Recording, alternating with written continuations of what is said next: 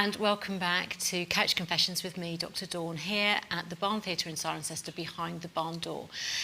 This week's guest is an incredibly special lady who has an amazing story of loss and recovery and rehabilitation. And I really wanted to speak to her today because I think her story will really resonate with the tens of thousands of people who are in the UK today who have been negatively impacted and trying to pull the pieces together after COVID, and of course the millions of people around the world. So Claire Lomas, thank you so much for joining us, because I think your story is really going to help people through some incredible times.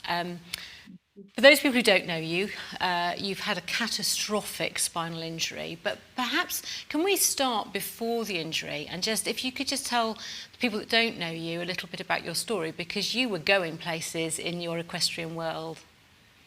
Absolutely. I was a chiropractor, so I'd been to university, got my degree, and set up a clinic that I treated my patients from just part-time at home. But my passion were the horses, and right from the age of 2 or 3, I was on ponies, and eventually got into the sport of eventing. And it was only a few months before my accident, I was competing at the Burghley Horse Trials, which is actually the highest level in the sport. So it was my childhood dream. I went to school in Stamford in Lincolnshire. The event was the back of where I went to school. So when I was at school, and it was that time of year for the event, I'd be over there as much as possible. So to be riding there felt like all my dreams are coming true. It was such an exciting time. And then not many months later, all that came to a grinding halt. So at the time when you had the accident, how many horses did you have in work? I mean, it was totally a professional sort of full-time outfit at that point, wasn't it? Yeah, I had 6 horses to compete and some lovely owners. Yeah, I mean, it took up a big part of my life. Any sport at a high level does. It's, you need commitment and dedication to do it. But horses even more so, because even on Christmas Day, I had my horses to do. You could never say you couldn't be bothered. They need feeding, they need looking after, exercising. So, there's a lot of work involved. It also taught me a lot. I think what's helped me deal with my accident and things I've done since. So talk me through the accident, talk me through that day and what happened to you. Yeah, it was on the 6th of May in 2007, and it's actually an event I'd competed at loads of times before. It was a training run for a bigger event, so I wasn't particularly worried about it. The horse I was riding that day, I knew really well. I'd ridden him for 5 years, so we had a really good partnership together. And we set off on the cross-country course, and about 2/3 of the way round, everything was going really well. But we're in the woodland. It wasn't even one of the big fences we're used to jumping. It was just a woodland track that's split into 2.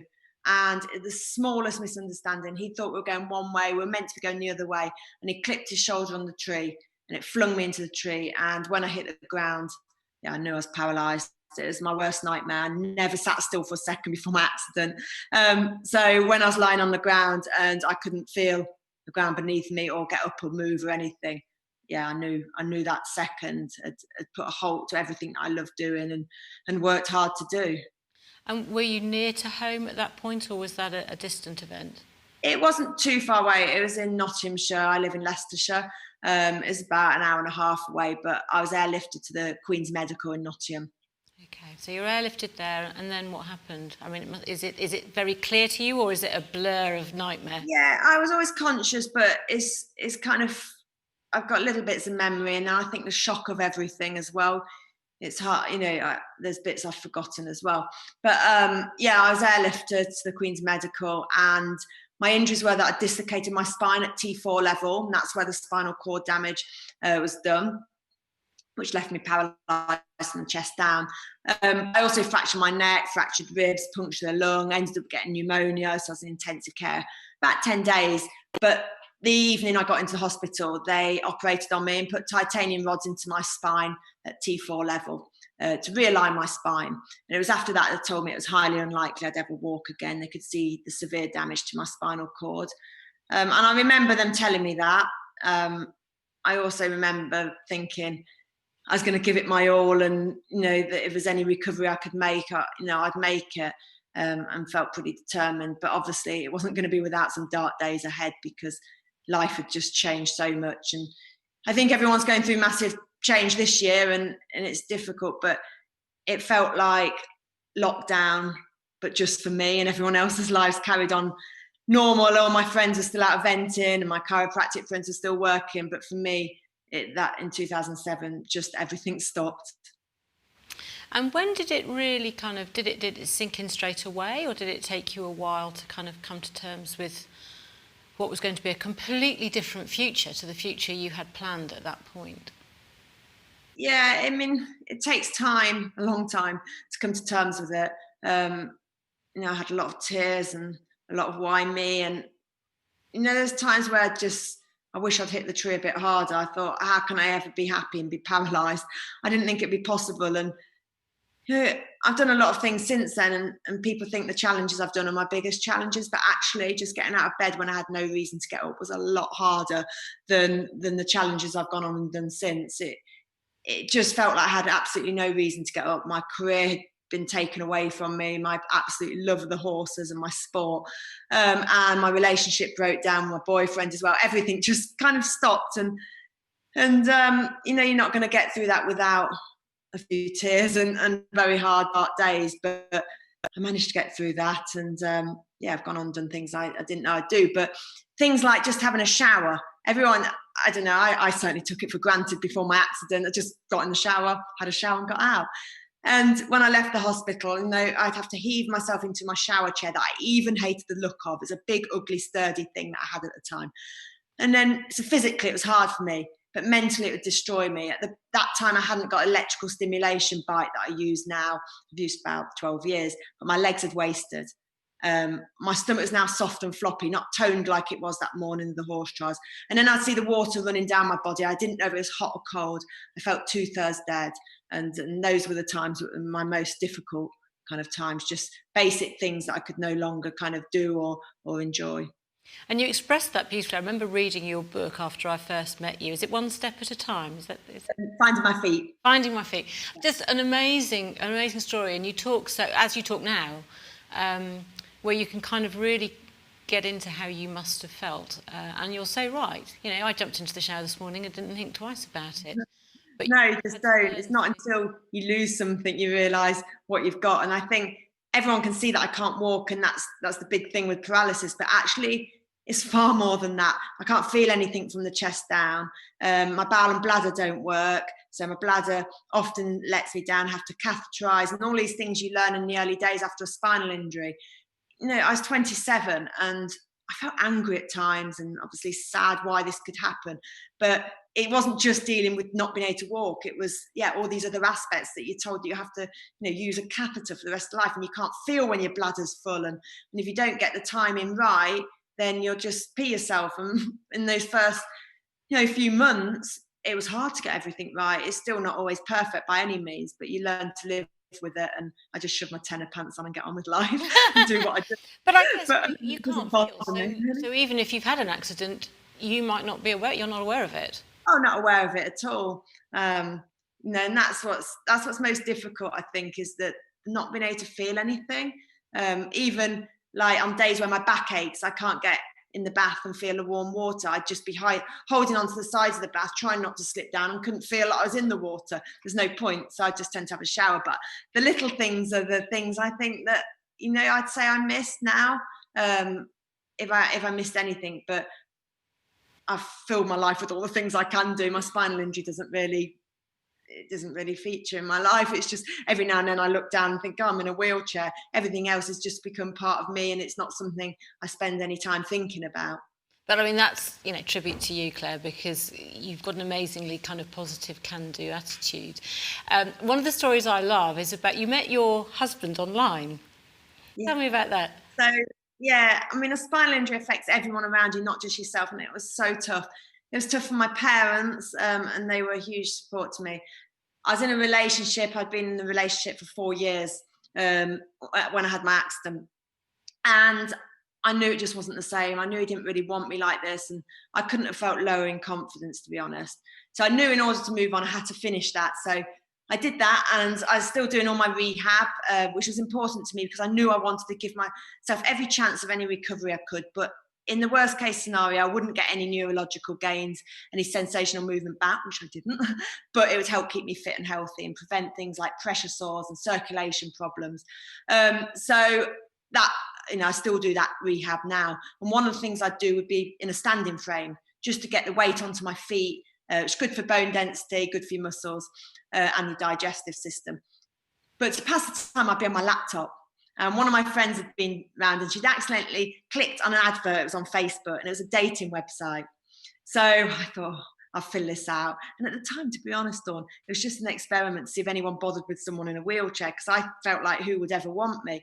Anyway, I'd been on it 3 days and I got a message from Dan and I looked at his profile. I thought, well, he looks all right, and went to read it, but he had to pay 20 quid. I thought, no, I'm not wasting 20 quid. But anyway, all my friends persuaded me to, and I bought my husband off the internet for 20 quid. I think you got good value for money there. Yeah, no, exactly. So when you were recuperating, didn't you go to America for a while? Yeah, so I discharged myself from the hospital after 8 weeks. I was meant to be in there 5 or 6 months. So they looked at me like I was totally mad when I was leaving. But I had all day of them speaking to me, the consultants, the physiotherapists, occupational therapists, nurses, everyone, of why I shouldn't leave. But I really felt like I was doing the right thing. But they wouldn't even give me a wheelchair when I left. They said, how are you going to get from your car into your house? I said, well, I just have to walk, won't I? Of course, I knew I wasn't really going to walk, but I just felt that in the spinal unit, any kind of hope was false hope and any positivity was denial. So I wanted to do my own thing. So I did eventually leave, and I managed to borrow a wheelchair to get to the hospital car park, which they weren't keen on. They said, make sure someone brings it back. I was like, yeah, mum will bring it back. And just as I got to the car in the hospital car park, I was using a transfer board to get into the car, and just before I got on that board, I peed all over their wheelchair, and I can't do that deliberately. It was just that sometimes in life you're lucky. So mum wheeled back there, wheelchair all covered in pee, and I escaped the hospital. And it wasn't long after that I found a place in America called Project Walk, which I managed to get help from the equestrian world to go and do a week there. And all it was intensive therapy, so 3 hours a day in the gym. They did work the parts that were paralysed as well as the parts that weren't, and it just gave me a bit of hope, a bit of focus, something I was able to do and keep myself fit and healthy. But if my accident was now, the centre's like it in the UK, so it wouldn't be necessary now, but back 13 years ago there wasn't anything quite like it in the UK. And how long did you spend there then? So I did a week there in August. My accident was in May. I had a week there in the August, came back and then worked with a neurophysio at home. And then I went over and had another 4 weeks in the January, and then came back and just kept working and trying to make any improvement. But it's hard. It was frustrating. If it's all I focused on, it would have been very depressing. I needed to have two kind of aspects to rebuilding my life. So the rehab, the keeping myself fit and healthy and trying, but also actually just rebuilding my life, like meeting Dan, finding new sports, and my fundraising started, and getting a new career. All those were equally important, if not more important. And you've been a massive fundraiser. I remember going to Newbury Racecourse and seeing you doing a thing called Bucking Fun. And I think you had a team of event riders competing against a team of jockeys on your Bucking Bronco in the middle of this black tie dinner. So that was a fun. Yeah, I've done lots of different events like that, and amazing good fun. And what has been the most incredible thing is the amount of support. I think when you've come from a sport, another reason I love sport so much is it's like a family, and that really carried me along. And if you've had a car accident and you get a payout which can help with your rehab, and even a wheelchair, it costs about £5,000 to get a lightweight wheelchair, all this stuff. But having the support, I didn't have that money because of the kind of accident I had, but having the support from the eventing people and the racing people and everyone felt more than getting anything, because I felt that they were really behind me, and that made a real difference. So yeah, that's where my fundraising started. I did a lot of events like that, which led on to bigger things later on as well. And it wasn't really just because of my accident, because I actually I feel really lucky, to be honest, because even though I had some dark times, which I've described, when I was in hospital, I'd look around me and I'd got used to my arms.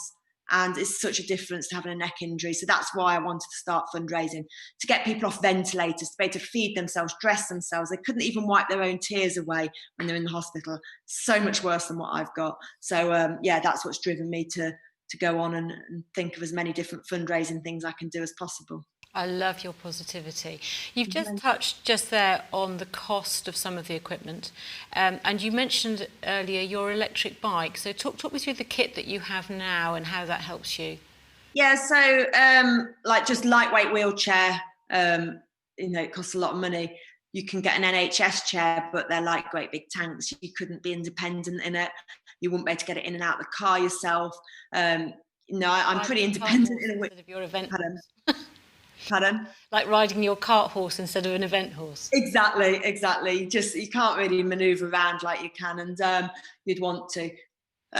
So you wouldn't have that independence. You need to live a full life, really. So that's something I'm really grateful for. But also I have electrical stimulation bike, which is basically 16 electrode pads that I put onto my legs, and I put my feet into, it's like a bike, and my legs will power that bike by the electrical stimulation, which comes from a computer in front of me, and it makes the muscles contract in the right pattern to get the movement you need to pedal a bike. And again, it's a cardio workout, but it keeps the muscle on your legs, helps your bone density, the circulation and everything. And I use that about 4 or 5 times a week, and I have done for 12 years now. And even if I miss it for a week, I can see my legs waist. So it makes that much difference. And that's a static bike at home, is it? Exactly. So I can use that myself and not need help. I've also got a robotic suit that I've done a lot of my fundraising events in, but it's not got the same kind of use that the electrical stimulation bike gets. It's been amazing for fundraising, to get weight on my feet, but I need a helper with, often 2 if you're going far. And it's just not it's a different kind of thing. I think in a rehab centre, it's be a brilliant bit of kit, but at home, when you've got 2 little girls, I can't be walking around like that around the house, It's not really how it is. I'm independent in my wheelchair, and I can cook and look after my children. But that was actually, your robotic suit was something I wanted to talk to you about, because you actually walked the marathon in a robotic suit. I'm going to say a couple of years ago, but you're going to tell me it's a lot longer than that, I expect. No, time flies. My first one was in 2012. Oh, my word. It's 8 years ago. I did the London Marathon, and that took me 17 days. And it was a hard, long 17 days. And I aimed to raise £10,000 to help cure paralysis, and got £220,000 by the end. So it exceeded my expectations, and the support and awareness it generated as well along the route still feels quite surreal, to be honest. And then 2 years ago, I did the Manchester Marathon, and I managed to get 17 days down to 9 days. That's the best thing about being so slow. You can get a PB by days. Most people are trying to shave like seconds or minutes off, days off.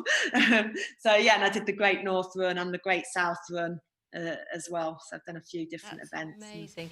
So how did you get to find, what was the process in finding this robot suit and coordinating the whole thing? And just talk us about how you physically get into that suit and what it means for you. Yeah, so I first saw the suit on the internet, and I thought it'd be a brilliant bit of kit for rehab purposes, to get the weight on my feet in a better posture than standing frame. And then I thought, if I got it, I could do a bigger fundraising event. So that's how it kind of started. So with the help of the Equestrian World again, I managed to raise the money, and the Matt Hampson Foundation. The suit's made in Israel. It wasn't in the UK. So I emailed them. I said, I'd raised the money now. We need to get it in the UK. But it didn't look like it was going to happen in time, because I couldn't just go and buy a suit. A rehab centre needed to buy the suit and then train me. And anyway, it didn't look like it was going to happen. And I saw an Israeli guy walking around in it at the Birmingham NEC, and he made it look quite easy. So I thought, I know what I'll do. I'll enter London Marathon. That will persuade them. So I did. I got a place in the London Marathon, and still no suit. But eventually I got an email saying I could be the first person in the suit in January 2012, which gave me 12 weeks to learn to walk in it. And sadly, I wasn't like the Israeli guy. I found it so difficult. Even just standing in it, when you can't feel the ground beneath you, it's hard to trust your legs are even there. And then each step was an effort. And basically, it senses where your weight is. So you tilt your body by using your arms and your crutches for each step. But you have to get the timing exactly right. And if there's a slope or bump, you need a bit more tilt. So I was going on different interviews like Daybreak and stuff like that, saying I was walking the London Marathon about 8 weeks. I still could hardly walk across the room. I thought, God, how am I actually going to do this? But I just figured that every step would get me a step closer to the finish line. And I did get better across the room. But then I went outside, and it was like back to square one, because every little bump was an obstacle. The slopes, everything, I'd catch a foot and stop, and that put the weight through my arms. And it was seriously difficult and frustrating at times. But that's amazing. I mean, I'm not a runner, I'm a cyclist, but I mean, I'm sure that your average able-bodied person would probably take at least 12 weeks to train for a marathon.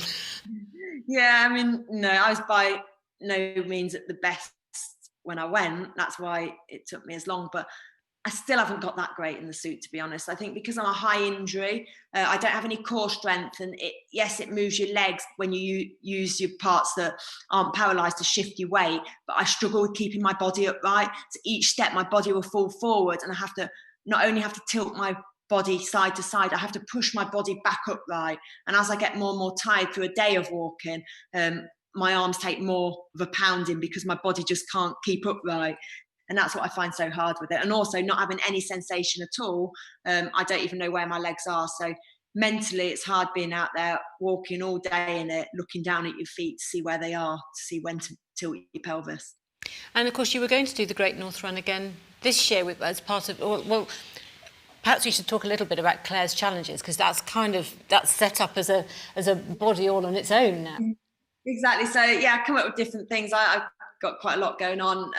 I ride motorbikes now as well, which I never did before my accident. You I are managed hilarious. to get my race license. So I go on track days. I love that. It's mainly able-bodied men out there, and once you're on the motorbike, you wouldn't know I was paralysed. I have a bit of Velcro on my knee, toe clips in front of my feet, and then once I have catchers and launchers. Once I'm away from the pit lane, then I'm just another rider on the track day.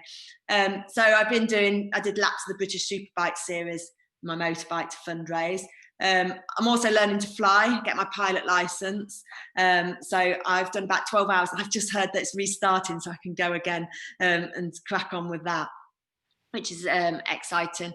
Also, I'm a speaker as a career, so that's a big part of what I do. Swap from being a chiropractor to a speaker, and it's another thing that when I look back, I think, I wouldn't change my life back now, because I actually got so many different areas that I prefer, and I probably wouldn't have my little girls neither if it wasn't for my accident. Who knows?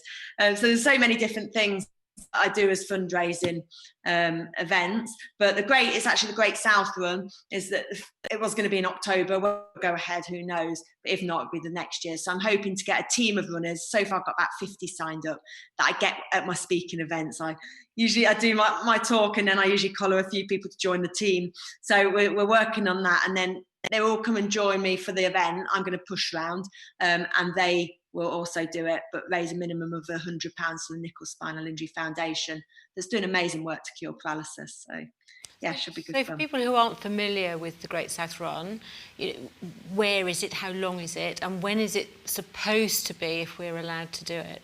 Yeah, so it's in October, mid-October in Portsmouth, and it's a lovely course. It's 10 miles flat course, and I'm not just trying to get runners. Some people have run other events that have joined the team, but people perhaps don't normally exercise, think that they can't, because even if they're walking, I've got some people who just walk it alongside me, because I'll just be in my day chair doing it, and I won't be very fast. So people can just join me towards the back, or they can run it as well as they want to run it.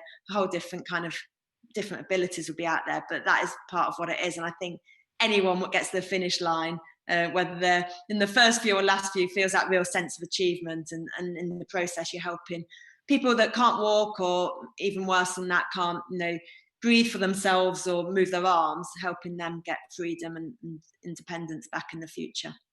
And if we can't physically do that, because of course none of us know what the future holds in terms of mass events, are there plans to try and do something virtually, or how would you get around that? No, I think what we do is those 50 people so far have actually entered it, and I would imagine they'll carry their entries over to the following year. So it just gives me an extra year to build up a big team. We're also having a bit of a party the night before, just a pasta party, so like early evening, which is again optional. People want to come, and they will then come along to that, meet the team. We'll have good fun, a few speeches, and just get a bit of team atmosphere and encourage each other. So we've got that in Portsmouth the night before. So the whole thing is about making it good fun, and that's what I like to do. So anyone that wants to sign up for that can just email me and be part of the team. whether it's this year or next year. Yeah, let's just get your email address off you, and we'll pop it on the screen as well, just for people that might be interested. Far away. What's your email address? prayerschallenge@mail.com. Brilliant, thank you. And so you say that you're doing quite a lot of speaking, or were, presumably, when events were going on. How does that work? Do you travel around the country? What sort of events do you speak at? Yeah, a lot of my events are in the UK. Some have been outside the UK. So a lot of, corporate events, different companies. And, obviously I'm not able to at the moment. I've done a few webinars, which have been great. I love meeting the delegates though. So I did miss that on them, to be honest. And yeah, absolutely I love my career. If I can go in and make a difference to a few people there each time and make people believe that they can, because, I couldn't have felt worse in those early days. I felt like everything had just stopped, and now it's given me opportunities, by really getting out there and pushing myself even when I didn't feel like it, and doing the little things. It's a bit like a jigsaw. You can aim for the bigger picture, but you can't get there without putting all the little pieces in. And in those early days, like the first job I got was just in a skiing office, local to where I live. I could have done it when I was 16. So part of me felt really angry that I'd done 4 years at university to be a chiropractor. I could have done this when I was 16. But then that other voice in my head said, no, take every opportunity, because actually a lot of these smaller things you don't realise at the time lead on to doing lots of different things.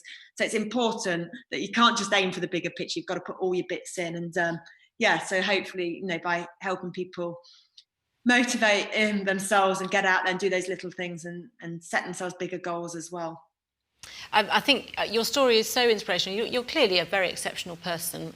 Your positivity is, you are, and the fact that you don't think you are makes you even more exceptional. You're so positive. And I guess probably that's something that you really instill in your girls, because you've got 2 little girls, Maisie and Chloe. Are they into ponies? Absolutely. They're keeping me busy. It's one reason I'm desperate to go back to work. I need things to open up and get lots of bookings, because I need to get away from it. It's harder work at home. So yeah, Chloe's only 3, and she's just gone back to preschool for where she is now, actually, for 3 sessions a week there, which is lovely, and it gives me a bit more time to do the homeschooling with Maisie, who's 9. So yeah, Maisie, when she came along, totally changed my life again, but this time for the good. It's a moment where I really felt, after my accident, I had a real role, and it didn't matter if I was in a wheelchair or anything. And it was also a moment where I stopped missing the eventing. I stopped looking backwards. I could go to the horse trials and watch and enjoy it, because my life just changed so much having her. And I'm forever grateful, really, to Dan and my girls. That's really interesting. I was going to ask you, so you still are involved in the eventing world, and you manage, because I could understand that actually that might be something that would be quite difficult to go to as a spectator when you had been involved in such a high level yourself. So hard early on. Not only that, if you had an accident, you couldn't play tennis or another sport, you put your tennis racket in the cupboard. But with horses, it isn't quite like that. So the horses are still out there with other riders. And it absolutely broke my heart, because I spent 5 years on my top horse riding him to get him to the top level, and then for the ride to be taken over by someone else. And I did struggle, but once I got to having, like I said, to having Maisie, then I didn't really look back again. And I do still enjoy. I don't go all the time, just because my life's full of other stuff now. I'm usually on a track day or flying or doing something else, but I still got a lot of friends from the eventing world, and they've been brilliant support to me and my fundraising events as well. So, you're something of a daredevil. I guess probably anybody who rides at that level has got that adrenaline junkie streak in them. Yeah. Were you like that as a child? I wasn't the bravest child. I still don't think I'm the bravest person. People go, oh, you're fearless, when they see me on, I ride this Ducati somewhere. It's a white bike to me, but it's a smart bike. It's a powerful 937cc bike. So it's, a blooming quick. People go, you're fearless. I think, I'm not fearless. I'm always nervous. Spend my life being nervous, but that's what I was like. I think I thrive on that adrenaline. When I had my accident, I thought life was going to be pretty boring, paralysed, because I missed the eventing and the competing. But I can tell you, there's nothing boring about being Velcroed onto a Ducati motorbike or going up in the sky in a motorbike. So I found other things that I can do and replace that. But yeah, I wouldn't say I was the bravest. and also I've got 2 little girls to think about, so I have good training and make sure I do it as safely as I can. Obviously, there's a risk with any sports like that, like there is eventing, but you can do it in the best way possible.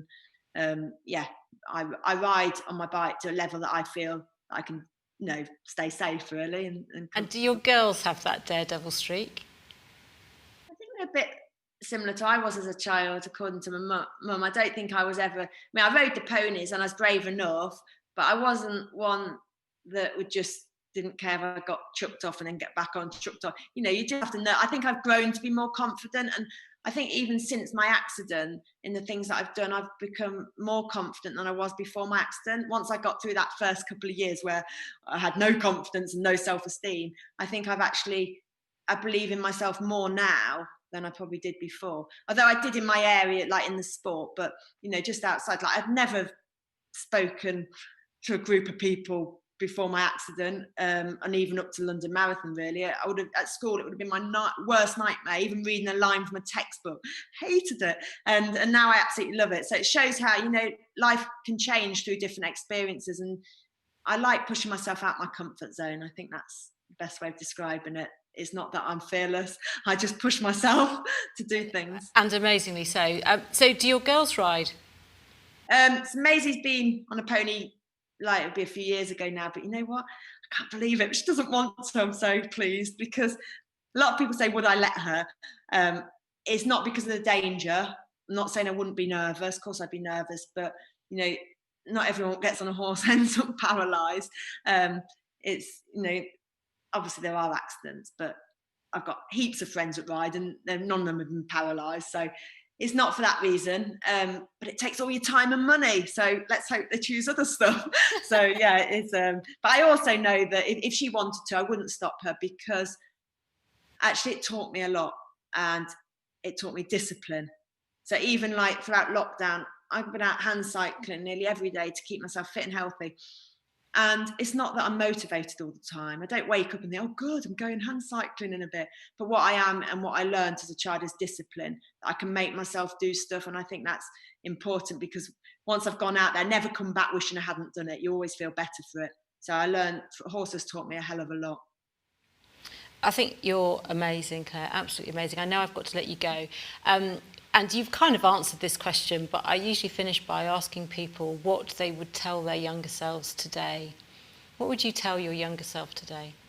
I'd probably tell myself that even when our paths change in life, because I think when you're younger, at school you ask what do you want to be, and you get all these plans and routes you're going to take. And even if it's like you don't pass exams or you don't do anything, there's always another route. And sometimes it leads to a better place. And even something as catastrophic as my spinal injury has actually opened more doors than it closed. And I never thought that would be possible.